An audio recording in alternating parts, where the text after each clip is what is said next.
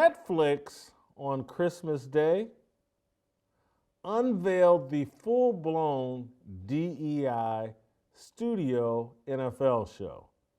And when I pointed it out, oh my God, heads exploded. So on social media, on X, I pointed out that Netflix's NFL Studio show for, I think they did 2 Christmas games. I was like, oh my God, look at this studio show.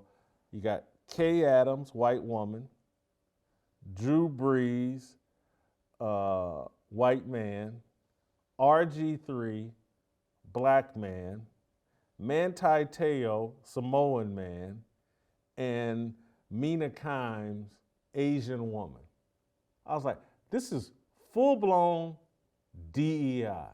This is Netflix's wet dream fantasy. They must be quite pleased with themselves. They just put together an NFL studio show. We are the world. We are the children. It's a globalist panel.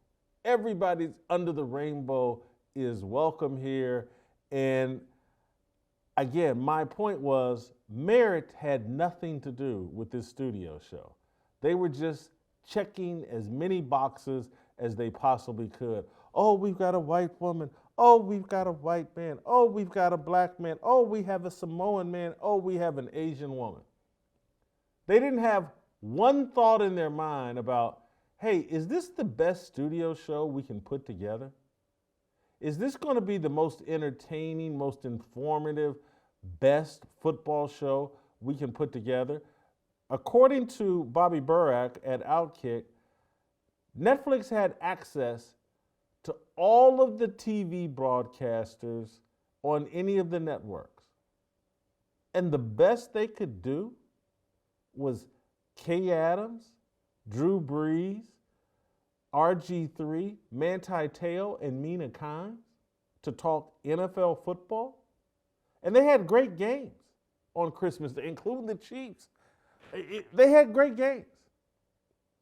And all they could come up with is, hey, look, let's check every box. Who cares? Drew Brees, great NFL quarterback. One of the 20 greatest quarterbacks of all time. Certainly going to be in the Hall of Fame. But we've already seen him fail as a TV broadcaster. He got a job at NBC, lasted a season. They moved on from him. He does bring a Super Bowl ring and an air of credibility and like, hey, this is an elite player, one of the faces of the league for a long time.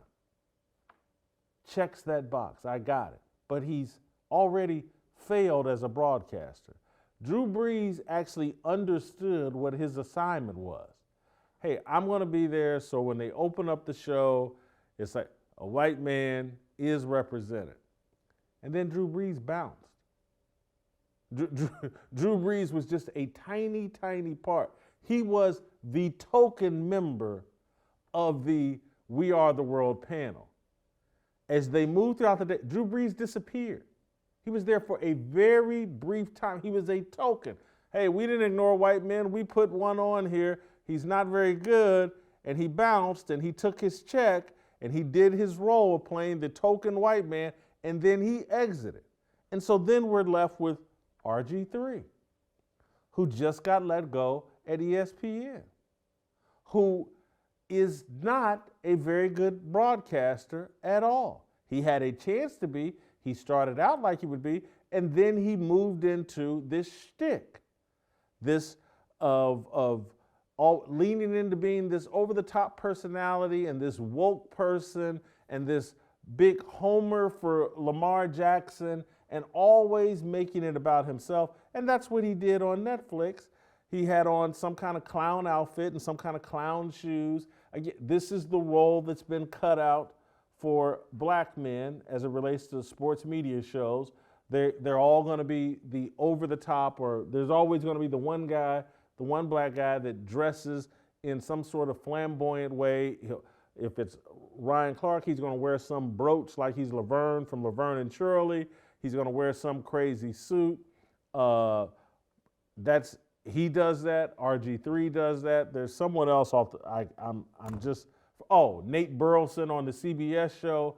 He's going to be dressed in some sort of flamboyant attire. That's the role for the black guy. RG3 played that role. Hats off to you, RG3. But in terms of commentary and knowing what he's talking about, nothing. Had nothing. Manti Te'o, as far as I know, this was his first TV opportunity. He played 7-8 seasons in the NFL, had a solid NFL career, was a great college player.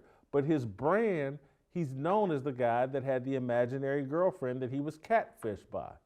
That's his brand. That's what people think of when they think Manti Te'o. They don't think football knowledge. They don't really think football player. They think, oh, that's the football player that got catfished by the imaginary girlfriend, and he pretended to have an imaginary girlfriend. That's Manti Te'o. And so the whole thing was set up. Drew Brees is going to be the token. He's going to exit as soon as possible. RG3 is going to be the clown. He's going to wear something crazy. He's going to put some kind of man bun in his hair. He's going to be the feminized, metrosexual black football player. And he's not going to say anything really intelligent. He's just going to try to be a personality. Manti Te'o is just in over his head, has no business being there. Why is this? You got access to any and everybody that talks football on all these networks for a living all the time. You go Manti Te'o because he's Samoan, but he has nothing to say. And so it was all a setup so that the Asian woman, Mina Kimes, could pretend to be the brightest football mind in all of football. I want to play you the clip of the introduction where Kay Adams called Mina Kimes one of the brightest minds or most brilliant football minds anywhere. And What an honor to be sitting next to Hall of Fame, future Hall of Fame. I jumped the gun there, but it's going to happen. Surefire Hall of Famer Drew Brees, 2012 Offensive Rookie of the Year, Robert Griffin III, 8-year NFL veteran Manti Te'o. Yes, we got your defense covered, people, and one of the most brilliant football minds, Mina Kimes. I hope you got new crosswords under the tree this morning. Not yet. I'm waiting for that. It's a treat. This little Asian doll is one of the brightest football minds anywhere. And on that show, that's how she came across. Drew Brees disappeared. RG3 is a clown. Manti Te'o is not a broadcaster. And we've given Mina Kimes a script. And she'll read it. And she'll repeat all of these football talking points. And what Mina Kimes is she's the Siri of football. You know Siri's in your car and you say, hey Siri, tell me what day Pearl Harbor happened, or Siri, play this song, blah, blah, blah, and some computer-like voice comes on and repeats all these talking points. That's who Mina Kimes is. She's got a memory, she's book smart, and she can memorize football talking points. And if you put her on a panel with a bunch of clowns or a bunch of people that aren't really good broadcasters, and she's got all the football talking points, and she can talk about so-and-so playing under center, and he completed this pass from under center, and blah, blah, blah. She's Siri. She's inauthentic.